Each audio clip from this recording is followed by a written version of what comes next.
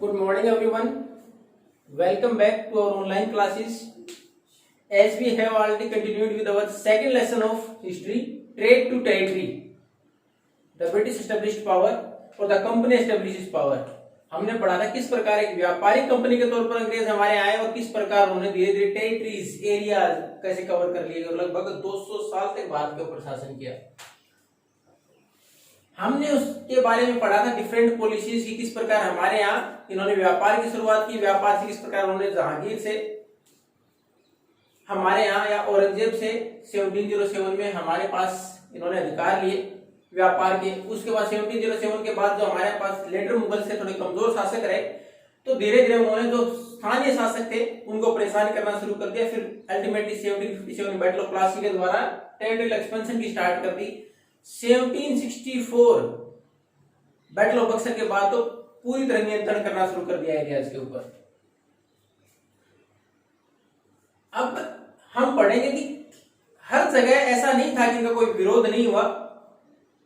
जिस प्रकार उन्होंने सब्सिडी लाइन स्टार्ट किया था कि जो भी बाकी स्टेट्स हैं या डायनेस्टीज हैं, जो नए किंगडम्स हैं, वो सब्सिडी लाइन्स को ज्वाइन करेंगे। इसका मतलब क्या था? They can't keep their own army, अपनी सेना नहीं रखेंगे। The companies army will prevent them from any war, कि कोई भी युद्ध होता है तो कंपनी की आर्मी को प्रोटेक्ट करेगी, but after giving a huge amount, लेकिन उसके बदले उनको कंपनसेशन देना होता था। लेकिन सबका भी विरोध हुआ। उन्हीं में से एक है टीपू सुल्तान। टीपू सुल्तान एक साउथ का स्टेट मैसूर, वहां के शासक, उनके बारे में Tipu Sultan the tiger of Mysore, इसमें आपकी जो हेडिंग है। तो अंग्रेजों ने जहां भी उनको कोई चैलेंज करता इकोनॉमिकली या पॉलिटिकल डोमिनेशन को, तो युद्ध करते थे आपस में। ऐसा ही एक उनको चैलेंज किया गया साउथ में, किसके द्वारा? टीपू सुल्तान के द्वारा। और किस प्रकार चैलेंज किया गया? सबसे पहले हमारे यहाँ जो व्यापार करते थे, सबसे महत्वपूर्ण व्यापार किसका था? मालाबार कोस्ट से करते थे केरला में। उसमें पेपर, कार्डामम महत्वपूर्ण व्यापार एंड स्पाइसेस का एक पार्ट था, ये उनमें से उसका व्यापार करते। उसके ऊपर टीपू सुल्तान ने रोक लगा दी। टीपू सुल्तान ने उनके व्यापार के ऊपर रोक लगा दी। और दूसरा, इनके जो दुश्मन थे व्यापारिक तौर पर, जो कंपनी बाहर से आई, जिसमें ईस्ट इंडिया कंपनी के तौर पर हमारे पास बहुत सारी आई यूरोप से, चाहे वो डच थे, पुर्तगाली थे, हमारे पास फिर फ्रांसीसी थे और ब्रिटिशर्स थे। इन्होंने पैरामाउंट से हालांकि श्रेष्ठ बने, लेकिन फ्रांसीसियों के साथ उसने फ्रेंडशिप के रिलेशन रखे टीपू सुल्तान ने, और इनको व्यापार से रोक दिया गया। इससे जो ब्रिटिशर्स थे वो नाराज हुए। और उसके बाद मैसूर राज्य और अंग्रेजों के बीच में 4 युद्ध हुए। हालांकि समय देखो आप, टीपू सुल्तान तो रहे 82 से 99, लेकिन आप युद्ध का समय देखोगे 4 वार्स। पहला 1767-69। तो टीपू सुल्तान के बारे में पढ़ रहे हैं तो ये कहां से आए? 4 युद्ध। तो टीपू सुल्तान शासक बना, उससे पहले एक मजबूत राज्य की स्थापना कर दी थी उनके फादर, उनके पिताजी ने। कौन? हैदर अली। हैदर अली ने एक मजबूत राज्य की स्थापना कर दी, मैसूर में एक मजबूत शासक बने हो। तो सबसे पहले तो उन्होंने ही अंग्रेजों के साथ विरोध करना शुरू कर दिया उनकी गलत नीतियों का, तो उसके परिणाम स्वरूप युद्ध हुए। और 1767-69 जो युद्ध पहला युद्ध हुआ, उसमें हैदर अली लड़े थे मैसूर की तरफ से, उन्होंने अंग्रेजों को हराया, यानी अंग्रेजों को कामयाबी नहीं मिली। फिर 80 से 84 आप देखो, 82 में तो टीपू सुल्तान बन गए थे शासक। ये शासन का समय है उनका 17 साल का। तो 80 यानी युद्ध के दौरान हैदर अली की डेथ होगी, उनके बाद शासन संभाला टीपू सुल्तान ने, युद्ध को जारी रखा। फिर एक बार विजय प्राप्त की टीपू सुल्तान ने। उसके बाद का युद्ध 90 से 92। फिर टीपू सुल्तान ने यहां एक संधि करनी पड़ी, पूरी तरह जीत हासिल नहीं कर पाए। और उसमें एक आप बॉक्स में देखोगे अलग पिक्चर दे रखी है। इस संधि के दौरान उनके 2 लड़कों को बंदी भी बना लिया गया अंग्रेजों के द्वारा। तो टीपू सुल्तान उसके बाद 1799 में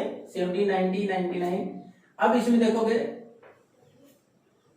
1799 के अंदर सेरिंगपट्टम जो की कैपिटल थी इसकी, टीपू सुल्तान की, मैसूर राज्य की, वहां इनको हार का सामना करना पड़ा। टीपू सुल्तान को मार दिया गया, किल्ड बाय द ब्रिटिशर्स। और उनकी जगह जो उससे पहले शासन करते थे, किससे पहले? हैदर अली से पहले। टीपू सुल्तान से पहले नहीं, क्योंकि टीपू सुल्तान से पहले तो हैदर अली थे उनके पिताजी। उनसे पहले वाडियार वहां शासन करते थे, डायनेसिटी थी। इनको वापिस शासन दे दिया गया किसके द्वारा, अंग्रेजों के द्वारा टीपू सुल्तान की डेथ के बाद। और वाडियार ने सब्सिडी अलायंस को एक्सेप्ट कर लिया। सब्सिडी अलायंस जिसमें कि खुद की सेना नहीं रखेंगे, कंपनी को कंपनसेशन देंगे और वो उनके बदले में अगर कहीं जरूरत पड़ी तो प्रोटेक्शन देंगे, ऐसा होता नहीं था। केवल ये अलायंस था केवल अंग्रेजों के द्वारा अपनी पैरामाउंटेंसी और सुप्रीमेसी स्थापित करने का। तो ये तो था टीपू सुल्तान का, कि टीपू सुल्तान जिन्होंने के मजबूत राज्य की स्थापना भी की। स्थापना तो खैर उनके पिताजी ने की, हैदर अली ने उसके बाद कंटिन्यू रखा युद्ध को और अंग्रेजों के खिलाफ इन्होंने आवाज उठाई। उनका जो सबसे महत्वपूर्ण व्यापार था स्पाइसेस का, उसके ऊपर रोक लगा दी। उसके बाद जब उनको युद्ध लड़ने पड़े तो उसने युद्ध में कामयाबी भी हासिल की। अल्टीमेटली 1799 में उनको हार का सामना करना पड़ा। उनको ब्रिटिश के द्वारा मार दिया गया, उनके नया शासन दे दिया गया। जो पहले वाडियार परिवार शासन कर रहा था उसको, वाडियार परिवार ने सब्सिडी अलायंस को। अब इसमें देखो टाइगर ऑफ मैसूर, एक तो बहादुरी की वजह से अच्छे शासक थे, लेकिन दूसरा एक इसके बारे में भी एक बॉक्स में आप देखोगे एक छोटी सी स्टोरी दे रखी है। इनको टाइगर ऑफ मैसूर क्यों कहा जाता है कि एक बार अपने फ्रांसीसी दोस्त के साथ वंस ही went for hunting in the forest, जंगल में शिकार के लिए चले गए और उस दौरान उनके पास जो भी आर्म्स, जो भी हथियार थे, आइदर स्वॉर्ड, चाहे वो डैगर, चाहे कटार रही हो, चाहे तलवार रही हो, उनके पास से हाथ से गिर गई और टाइगर, जो जंगल के अंदर एक टाइगर, उनके ऊपर हमला किया। बिना हथियार के उन्होंने उस टाइगर को मार के उसके बाद उसको टाइगर ऑफ मैसूर बोला गया और उन्होंने अपना जो फ्लैग था स्टेट का उसके ऊपर भी टाइगर की फोटो बनवा दी थी। तो ये था टीपू सुल्तान का। अब अंग्रेज इसके आगे और अपने शासन को बढ़ाना चाहते थे, टेरिटोरियल एक्सपेंशन को आगे बढ़ाना चाहते थे।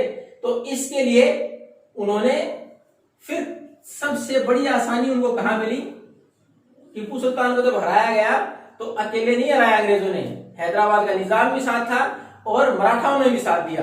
किसको हराने के लिए, टीपू सुल्तान को हराने के लिए, यानी अंग्रेज अकेले नहीं लड़े। तो टीपू सुल्तान मजबूत शासक था, उसको हराने के लिए बाकी जो हमारे राज्य थे उनकी सहायता ली गई। अब बारी आई मराठाओं की। अंग्रेज खुद चाहते थे नियंत्रण करना बाकी एरिया के ऊपर और अपने एरिया कंट्रोल करना चाहते थे और उनको छोटी सी मदद अपने आप मिली जब 1761 थर्ड बैटल ऑफ पानीपत। आपने 7th क्लास में जब मुगल पीरियड पढ़ा तो आपने पढ़ा था 2 बैटल्स, 1526 और 1556, फर्स्ट बैटल ऑफ पानीपत और सेकंड बैटल ऑफ पानीपत। अब थर्ड बैटल जो हुई किसके बीच में हुई थी, अहमद शाह अब्दाली जो कि अफगानी थे और उसके बाद मराठाओं के बीच में, जिसमें कि मराठाओं की हार हुई। इससे अंग्रेजों को आसान हो गया मराठाओं को और ज्यादा आगे बढ़ने से रोकना। अब मराठाओं की इच्छा क्या थी कि धीरे धीरे दिल्ली से पूरे देश पर शासन करेंगे, लेकिन 1761 की हार के बाद उनका सपना टूट गया। अब 1761 के थर्ड बैटल ऑफ पानीपत में मराठाओं की हार हुई, उसके बाद एक कई ग्रुप में बट गए, यानी कई छोटे छोटे राज्य बने, उनके शासक थे। उसमें देखो सिंधिया, होलकर, अलग अलग चीफ बने उनके, गायकवाड़, भोसले, ये अलग अलग शासक बने, मुखिया बने। लेकिन उन्होंने कॉन्फिडेंस क्या होता है, अलायंस, एक संगठन, एक गठबंधन बनाए रखा और उनका मुखिया था पेशवा और वो कहां शासन चलाता था, पुणे, महाराष्ट्र से। यानी इन सब ने मिलके अपनी एक पावर को इकट्ठा किया पेशवा के अंतर्गत, जो कि पुणे से इनको निर्देश देते, अपनी सेना एकत्रित रखते, सेंट्रलाइज फोर्सेस थी, इसके अंडर में वो सारे इकट्ठे होकर लड़ते थे मराठा ताकत को बढ़ाने के लिए। अब 1782 में फिर उसके बाद अंग्रेजों के साथ इनका पहला युद्ध हुआ, उसमें क्लियर जीत किसी की नहीं हुई, एक ट्रीटी की गई, उसके बाद युद्ध को रोक दिया गया। 1803 से 1805 में फिर सेकंड वार हुआ, उसके दौरान अंग्रेजों को एक बड़ी उपलब्धि हासिल हुई, उसमें उन्होंने उड़ीसा और उसके साथ साथ the area north to Delhi, Delhi से north to Yamuna river, the area north to Yamuna river, Yamuna नदी के ऊपर का जो इलाका था उसमें आगरा और दिल्ली, इस इलाके को भी उन्होंने अपने कब्जे में ले लिया अंग्रेजों ने। अब उसके बाद जब इनका थर्ड बैटल इनके बीच में हुई, इसके बीच में एंग्लो मराठा वार, एंग्लो ब्रिटिशर्स, इंग्लिश, तो इनके बीच तीसरा युद्ध हुआ 1870 से 1819, उसमें पेशवा यानी मराठाओं को बुरी तरह से हराया गया, क्रस्ट, और उसके बाद जो पेशवा थे उनके मुखिया थे उनको बिठूर भेज दिया गया, कानपुर के नजदीक जगह है, वहां उनको पेंशन दे दी गई और वहां उनको एक जगह रहने के लिए अलग से दे दी गई और उस एरिया के ऊपर कब्जा किसने कर लिया, अंग्रेजों ने अपने अंतर्गत ले लिया। अब अंग्रेज धीरे धीरे देखो पहले मैसूर से सब्सिडी अलायंस, निजाम ने पहले सब्सिडी अलायंस को मान लिया था, अवध ने पहले सब्सिडी अलायंस को मान लिया था। बंगाल के ऊपर उन्होंने पहले से ही शासन करना शुरू किया 1757 और 64 में हराने के बाद। अब ये देखो यहां से फिर उन्होंने पैरामाउंट सुप्रीमेसी स्थापित करनी शुरू कर दिया, अपने आप को माना कि we are better than the other Indian state, जितने भी इंडियन स्टेट्स हैं उनसे सुप्रीम है ये, किसमें, खासकर आर्मी में, सेना में, युद्ध में। तो वारेन हेस्टिंग्स ने पॉलिसी अपनाई थी सुप्रीमेसी की कि we are superior than other Indian states, और उसको बाकी के राजाओं ने भी आगे जारी रखा। लेकिन ऐसा नहीं, उनको चैलेंज नहीं किया गया। अब टीपू सुल्तान, ये तो बड़े शासक थे, उसके बाद आप बहुत कम एग्जाम्पल पढ़ते हो। ऐसा एक एग्जाम्पल था साउथ में ही, ये किट्टूर कर्नाटक की जगह है। यहां जब इसी प्रकार अपना एक्सपेंशन जारी रखा, टेरिटोरियल एक्सपेंशन अंग्रेजों ने, तो इनको चैलेंज किसके द्वारा किया गया, रानी चन्नम्मा ने इनको चैलेंज किया। और 1824 में इनको गिरफ्तार किया। 1829 में इनकी डेथ हो गई।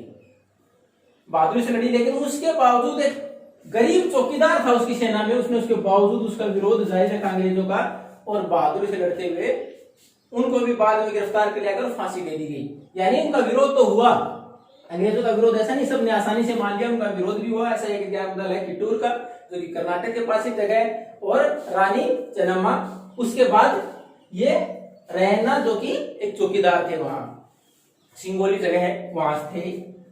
अब उसके बाद अंग्रेजों ने इतना सारा शासन करने के बाद उनको डर था, Russia will proceed to India from north west. हो सकता है रशिया हमारे ऊपर, भारत के ऊपर शासन करे उत्तर पश्चिम से, तो उन्होंने रशिया को रोकने के लिए उत्तर पश्चिम के इलाकों पर अपना शासन करने का प्रयास किया। और उस दौरान उन्होंने they fought different wars with Afghanistan from 1838 to 42। 1838 से 42 के बीच उन्होंने अफगानिस्तान के साथ युद्ध लड़े, उस एरिया पर कब्जा करने के, ताकि उधर से रशिया कंट्रोल नहीं कर पाए। और उसके बाद 1843 में उन्होंने सिंध के ऊपर कब्जा किया। अल्टीमेटली अब उनका टारगेट था पंजाब। हालांकि जब तक राजा रणजीत सिंह शासक रहे वो कामयाब नहीं हो पाए, लेकिन 1849 में ultimately they also controlled Punjab. तो इस प्रकार उन्होंने धीरे धीरे भारत के नॉर्थ और नॉर्थ वेस्ट के ज्यादातर इलाके के ऊपर अपना कब्जा कर लिया। मैसूर को हराने के बाद साउथ में हो गया था। अब एक और नीति एक्सपेंशन की कि युद्ध के अलावा दूसरा कौन सा तरीका हो सकता है कि हमारे एरिया को एक्सपेंड कर लिया जाए, बाकी एरियाज पर कंट्रोल कर लिया जाए। तो ऐसी एक पॉलिसी बनाई लॉर्ड डलहौजी ने।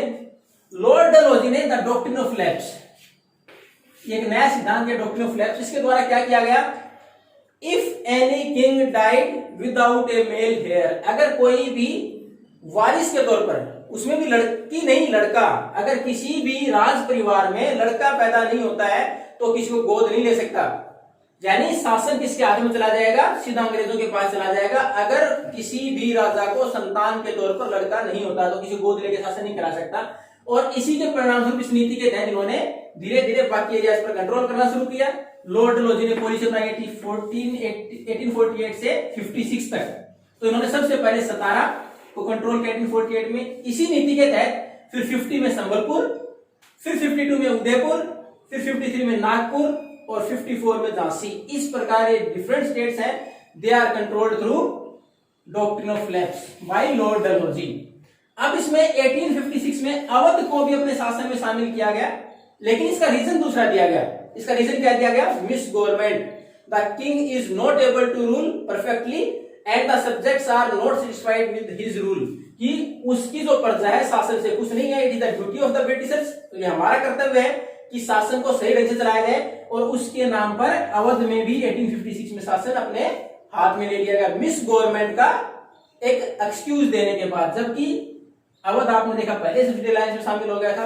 अवध के जो शासक रहे उन्होंने शुरू से ही साथ दिया था अंग्रेजों का, उसके बाद उनके साथ इस प्रकार का व्यवहार किया गया और अल्टीमेटली इसी का परिणाम निकला। तो 1857 में हम अपने आजादी का फर्स्ट वार ऑफ इंडिपेंडेंस भी बोलते हैं 1857 जो रिवॉल्यूशन थी, उसमें अवध ने सबसे पहले पार्टिसिपेट किया गया, क्योंकि वो पहले से ही नाराज थे कि इतना सब कुछ अंग्रेजों के साथ सहयोग करने के बाद भी उनके ऊपर कब्जा कर लिया गया था।